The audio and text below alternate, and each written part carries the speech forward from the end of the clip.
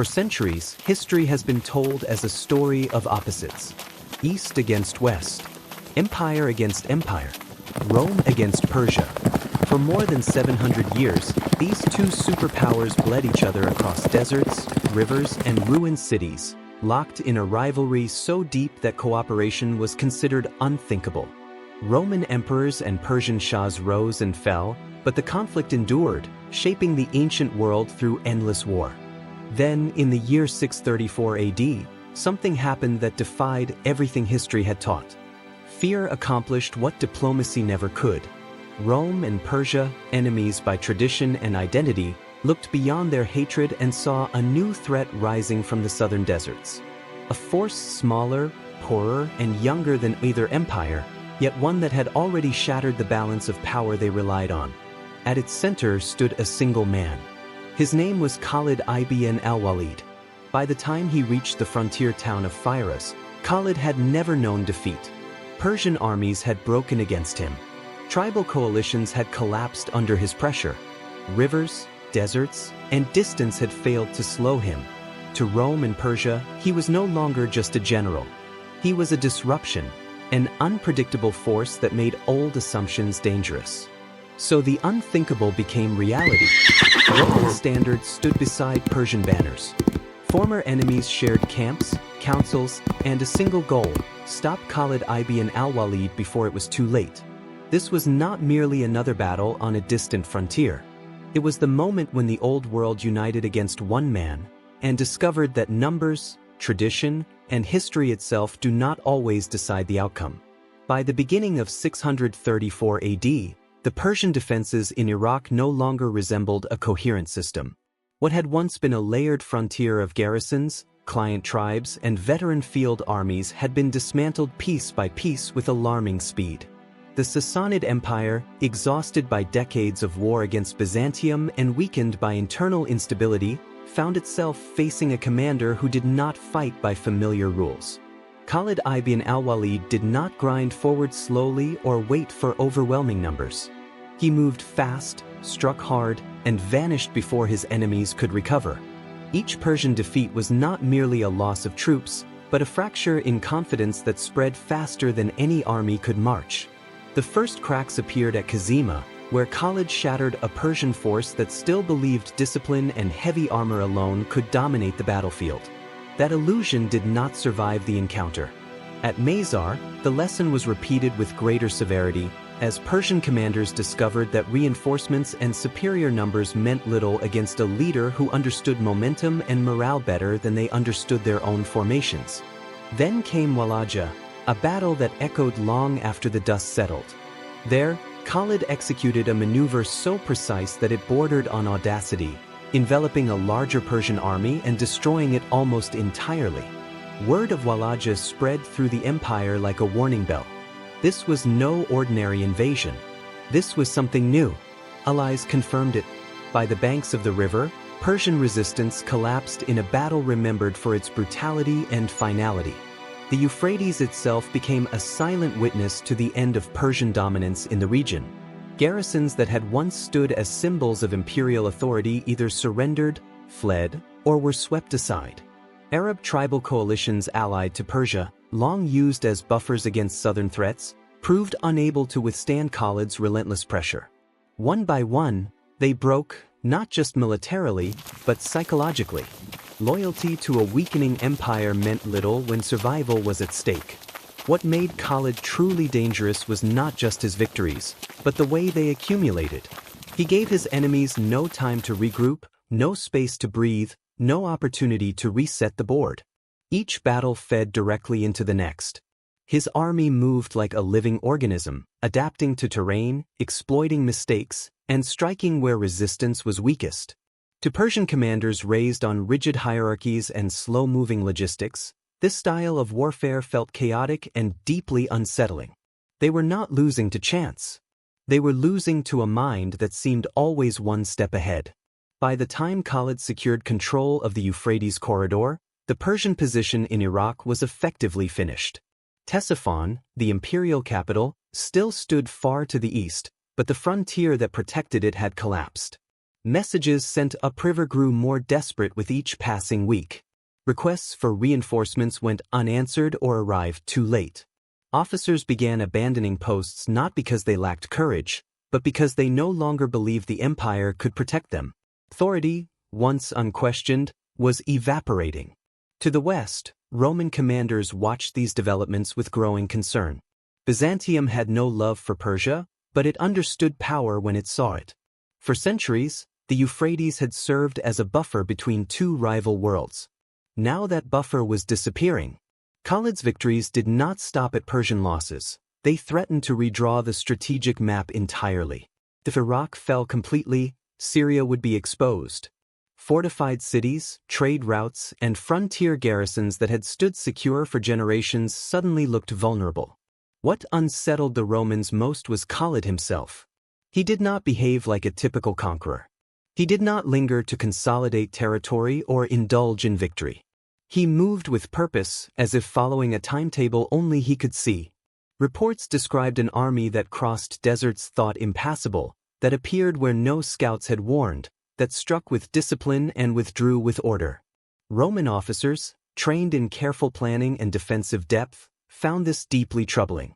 Empires were built to resist known threats, not commanders who refused to conform. As Khalid marched north, he approached Firaz, a modest border town that carried outsized significance. Here, the Euphrates marked more than a river. It marked a boundary between worlds. To the east lay the remnants of Persian authority in Iraq. To the west stood the Roman frontier, guarded by garrisons accustomed to watching Persian movements, not Muslim armies. Firaz was not meant to be a battlefield of destiny. It was meant to be a line on a map. But maps no longer mattered. To Persian survivors, Firaz represented a last stand, a place where scattered forces might regroup. To Arab Christian tribes allied with Rome and Persia, it was a chance for revenge against the man who had humiliated them in night raids and open battle. To Roman commanders, it was a warning bell ringing too loudly to ignore. Khalid ibn al-Walid had reached the edge of two empires, undefeated, unchallenged, and still advancing. The logic of alliance emerged not from trust, but from fear. Rome and Persia did not suddenly become friends. They became realists. Each understood that alone, they had failed. Together, they might still have a chance. Khalid's record made the decision unavoidable. Every battle he fought added weight to the same conclusion. If he was not stopped here, there might not be another. Opportunity. Firaz was not chosen for glory. It was chosen because there was nowhere left to retreat. And so, at the meeting point of two ancient rivals, the stage was set. Not because history demanded it, but because Khalid ibn al-Walid had forced the world to respond. The alliance that formed at Firaz was not born in marble halls or sealed with royal signatures. There were no grand ceremonies, no imperial proclamations sent from Constantinople or Ctesiphon. What emerged instead was something far more fragile and far more dangerous. A coalition forged in fear. Along the frontier, local commanders and tribal leaders understood a truth their distant emperors had not yet fully grasped. The old rules were collapsing. Khalid ibn al-Walid had not simply defeated Persian armies. He had broken the logic that sustained imperial confidence. Faced with an enemy who did not pause, who did not negotiate, and who had never been defeated, survival replaced pride as the guiding principle. Persian generals along the Euphrates knew they were standing on borrowed time. Each attempt to stop Khalid alone had ended the same way, with shattered formations and fleeing survivors. They could no longer rely on depth, numbers, or tradition. The Roman commanders across the river saw the same pattern and drew an uncomfortable conclusion. If Persia fell completely in Iraq, the Muslim armies would not stop at the river. Syria would be next. Fortresses that had guarded Roman territory for generations would suddenly face a commander who treated distance and terrain as tools rather than obstacles. Alone, neither empire believed it could meet him in open battle and prevail. Between these two anxious powers stood the Arab Christian tribes. For generations, tribes such as Banu Taghlib, Iyad, and Namir had lived in the borderlands, navigating a complex web of loyalties. They paid tribute, provided auxiliaries, and served as buffers between empires. Now they became something else entirely: intermediaries. These tribes had felt Khalid's presence firsthand. His night raids had struck deep into their camps, shattering the illusion that the frontier was secure. They had lost men, honor, and confidence. Unlike imperial commanders, they did not debate abstractions of strategy. They spoke the language of survival. Tribal leaders moved between Roman forts and Persian camps, carrying the same message to both sides. If Khalid was not stopped here, there would be no safe border left to defend. To the Persians, they warned that another defeat would not merely cost territory, it would end imperial authority in the West. To the Romans, they offered a stark prediction: delay now, and Khalid would be marching through Syria before the year was out. Their words carried weight because they were grounded in experience, not theory. They had watched empires fail to protect them. They were not willing to be abandoned again. Gradually, resistance to cooperation gave way to grim acceptance. Roman officers who had spent careers fighting Persian influence now found themselves discussing logistics with former enemies. Persian commanders, long accustomed to seeing Roman banners as symbols of threat, were forced to reconsider priorities. Trust did not suddenly appear. Suspicion lingered in every conversation. But fear had a way of cutting through old resentments. The question was no longer who they hated more, but who posed the greater danger. What took shape was not a unified command, but a shared purpose. Each group retained its own leaders, its own formations, and its own grudges. Roman heavy infantry would anchor the center. Persian forces would secure the flanks. The Arab Christian tribes would fill the gaps, eager to strike first and reclaim lost ground. It was an arrangement born of necessity, not harmony. Yet the sheer scale of the gathering created a sense of inevitability. Numbers had always been the language of empire, and here, at last, the numbers seemed overwhelming. At Firaz, the visual symbolism was unmistakable. Roman standards bearing the cross stood beside Persian banners marked by the sacred fire. Men who had once slaughtered each other without hesitation now shared campfires, exchanged guarded glances, and prepared for a common battle. The Euphrates, long a dividing line between worlds, became a staging ground for the largest force the region had seen in years. To the coalition's leaders, this convergence represented not just strength, but reassurance. Surely no single commander, no matter how skilled, could withstand the combined weight of two empires and their allies. Yet beneath the surface, cracks were already forming. Language barriers complicated coordination. Greek commands, Persian orders, and Arabic shouts did not blend easily. Cultural arrogance lingered. Romans viewed Persian methods with skepticism. Persians dismissed tribal auxiliaries as unreliable. The Arab tribes, in turn, resented both empires for years of exploitation. What united them was not trust, but urgency.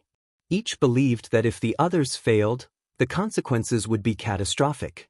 This sense of desperation pushed the coalition forward with dangerous confidence. The very fact that Rome and Persia stood together convinced many that victory was assured. They had done the unthinkable. They had set aside centuries of hostility. In their minds, that alone marked this moment as decisive. Khalid's army was smaller, exhausted, and far from its base. Logic seemed firmly on the side of the coalition. But history has a way of punishing assumptions. The alliance at Firaz was immense, unprecedented, and deeply uneasy. It represented the last attempt of the Old World to reassert control through sheer mass and tradition. Against it stood a commander who thrived on uncertainty and pressure. Rome and Persia had united not because they were strong, but because they were afraid. And in that fear lay the seeds of a decision that would soon turn their greatest show of force into a single, fatal gamble. By the time the two armies faced each other at Firaz, the contrast between them could not have been sharper. On the western bank of the Euphrates stood Khalid ibn al-Walid and roughly 15,000 men who had been fighting without pause for more than a year. These were not fresh recruits marching out with banners flying and confidence untested. Their armor was scarred, their blades worn thin, their bodies hardened by heat, dust, and constant movement. Many of them were fasting. Ramadan had begun, and even with an enemy host gathering across the river, discipline held. Food and water were rationed by faith as much as necessity. To an outside observer, it would have looked like the worst possible moment to fight the largest coalition the region had ever seen. Across the water, the coalition army assembled in staggering numbers. Roman infantry, trained for set-piece battles and accustomed to overwhelming force, formed dense ranks. Persian troops, veterans of imperial warfare, brought cavalry and heavy infantry shaped by centuries of tradition. Around them gathered the Arab Christian tribes, eager, restless, and driven by revenge. Estimates of their strength varied, but even the most conservative accounts placed them at several times Khalid's numbers. From their perspective, the outcome seemed inevitable. This was how empires solved problems, by concentrating power until resistance collapsed under its weight. The Euphrates flowed between them, wide and steady, offering what the coalition commanders believed was a decisive advantage. Rivers were natural barriers. To cross one in the face of an enemy was to invite disaster. If Khalid attempted it, his army would be exposed at its most vulnerable moment, divided and struggling against the current. If he refused, the coalition could choose the timing and method of their own crossing, bringing their superior numbers to bear on ground of their choosing. The river appeared to grant them control of the situation. Messengers crossed the water under flags of truce, carrying a challenge that followed ancient custom. Would Khalid cross to them, or would they cross to him? It was a question that assumed hesitation. A smaller army, exhausted and outnumbered, was expected to retreat or delay. Roman and Persian officers watched closely, confident that caution would betray fear. Khalid's response was neither cautious nor elaborate. It was simple, calm, and devastating in its implications. He invited them to cross. To the coalition, this sounded like a concession. They interpreted it as reluctance to risk an attack, as a sign that Khalid recognized the hopelessness of his position. Their confidence grew. Engineers were summoned. Bridges of boats were lashed together. Orders echoed across the camps as unit after unit began to move. From dawn through midday, the crossing continued. Roman discipline and Persian organization turned the operation into a display of imperial efficiency. The Muslim army watched in silence as tens of thousands poured onto their side of the river. Some among Khalid's men must have felt the weight of the moment pressing in. The enemy did not stop coming. Columns stretched back across the water, and still more followed. The ground trembled under the movement of armored infantry and cavalry. Yet Khalid gave no order to attack, no command to disrupt the crossing. He let them come. All of them. What the coalition could not see was how the river, which they believed protected them, was slowly becoming a trap. By allowing the entire force to cross, Khalid was stripping them of their safest line of retreat. The Euphrates, once a shield, would soon stand behind them like a wall.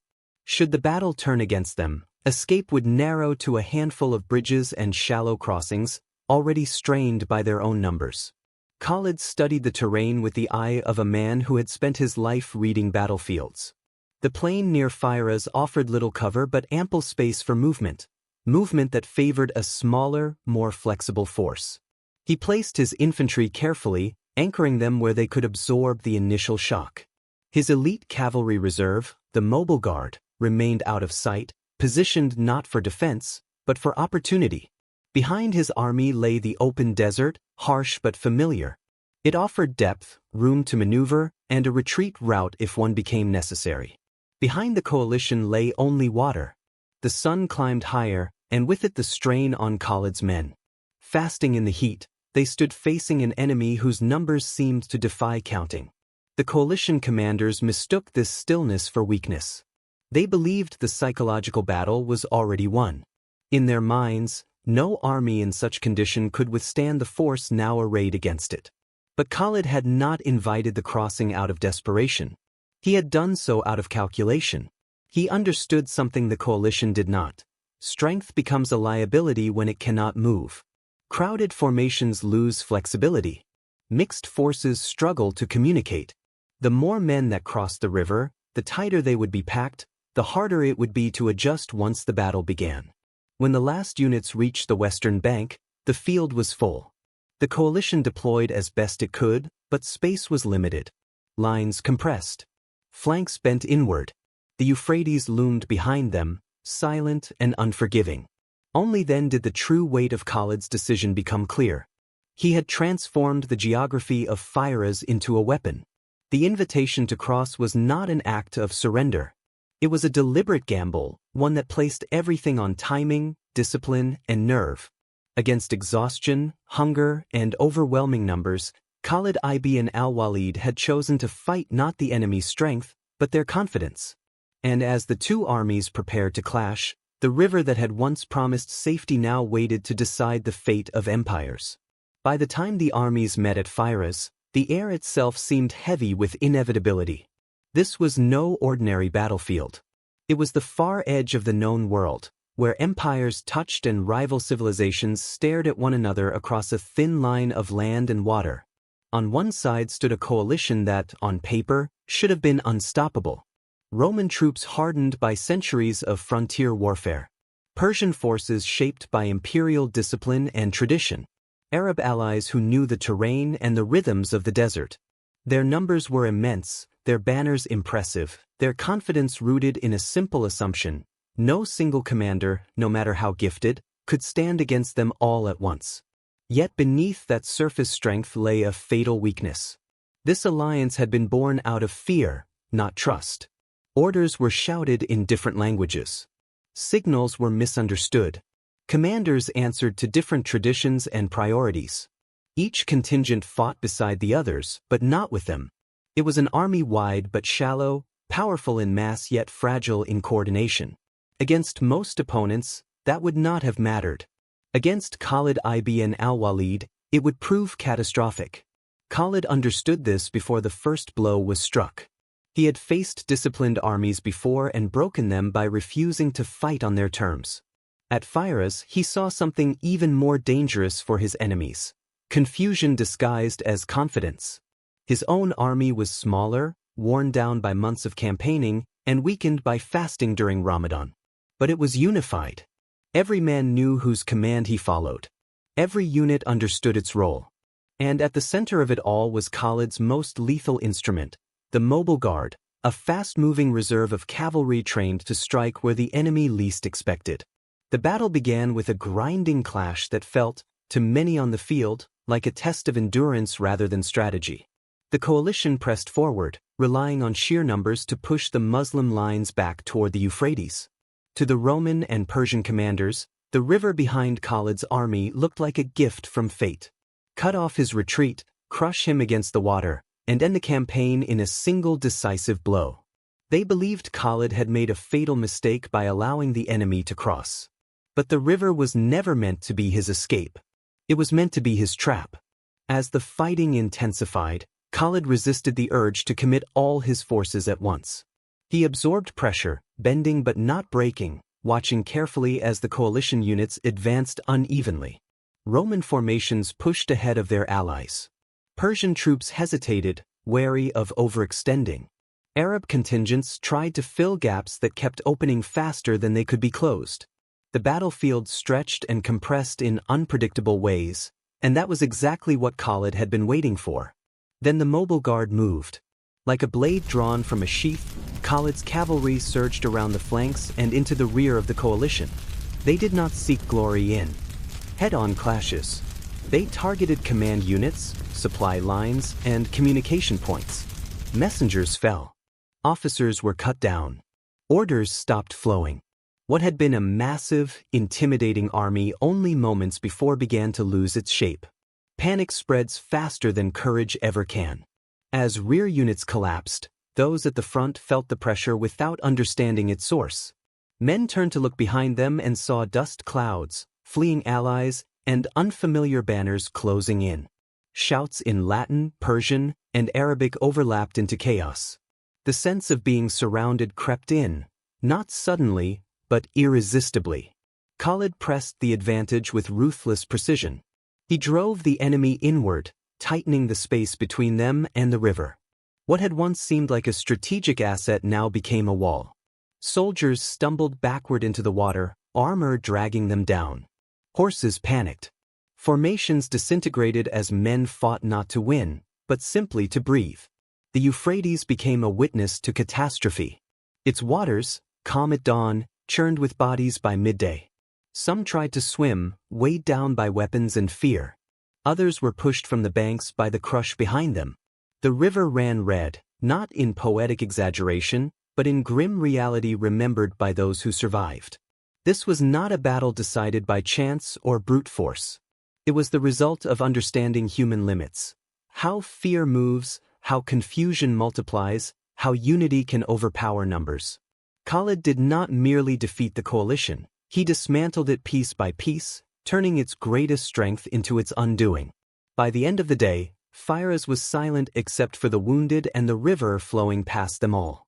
The alliance that had seemed unthinkable in its formation was now unthinkable in its destruction.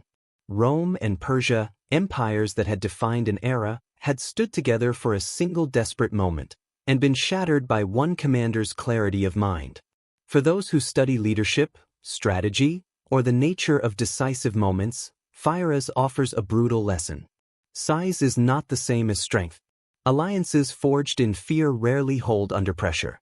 And history, time and again, turns not on numbers, but on the few who understand when and where to strike. At Firaz, Khalid ibn al-Walid did more than win a battle. He closed a chapter of imperial certainty and proved that even the mightiest powers can fall when they face a mind sharper than their swords. When the dust finally settled along the banks of the Euphrates, Firaz was no longer just a battlefield. It was a turning point. With that single, devastating victory, the last organized Persian threat in Iraq simply vanished from history. What generations of imperial planning, fortified borders, and coalition warfare had failed to secure was undone in a matter of hours. Iraq, once a buffer zone contested by empires, was no longer in doubt. And at the center of it all stood Khalid ibn al-Walid, still undefeated. For any other commander, Firaz would have been the defining achievement of a lifetime. For Khalid, it was only the end of one chapter. He did not pause to celebrate, nor did history grant him the luxury of rest. The Roman world was watching closely now, no longer from a distance, no longer through intermediaries. Syria lay ahead, and with it a far more dangerous opponent, a single, unified empire that learned quickly and struck back hard. This is where the story deepens. Firaz teaches us something timeless, something that resonates far beyond ancient battlefields. Power does not guarantee security. Size does not ensure victory. And even the most established systems can collapse when they underestimate adaptability, clarity, and leadership under pressure. For entrepreneurs, builders, and anyone who has ever faced a seemingly immovable competitor, the lesson is uncomfortably familiar. History doesn't always announce its turning points with fanfare. Sometimes it whispers them at the edge of a river. In our next chapter, the stage shifts westward. New terrain, new enemies, higher stakes. Syria will test Khalid in ways Iraq never could, and the margin for error will shrink to almost nothing. The victories will be harder, the costs heavier, and the consequences global. If you value stories where strategy matters more than spectacle, where leadership is tested under impossible odds, and where history still speaks to the challenges we face today, then stay with us. Subscribe to the channel, join us for Season 2, and continue this journey into the moments when the world changed, not by accident, but by decision.